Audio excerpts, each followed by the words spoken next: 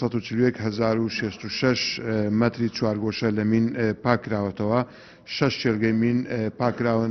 پاکراونەتەوە و گەڕاندراونەتەوە بۆ خاوەنەکانیان 2455 مین و تەقەمەنی نەتەقاو دۆزراونەتەوە و لە ناو براون 293 مینی زۆراوزۆر پوچەڵ کراونەتەوە 1957 مەتری چوارگۆشە لەلایەن تیم لە ناوبردن پشکێنراوە بە چاو 1,625,169 مەتری چوارگۆشە لە خاچی پیسبوو نیشانە ڕێژی بۆ کراوە دوو خولی ڕاهێنان ئەنجام دراون 6,448 مەتری چوارگۆشە لەلایەن تیمەکانی دڵنیایی جۆری کاری نمونە سازیان بۆ کراوە سەبارەت بە قوربانیەکان لە ساڵی 2016 بەداخەوە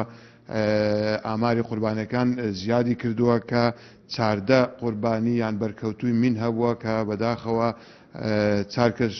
ژیانیان لەدەستداوە ئەمەش بەراورد لەگەڵ ساڵی 2015 بە تاکید زیادی کردووە.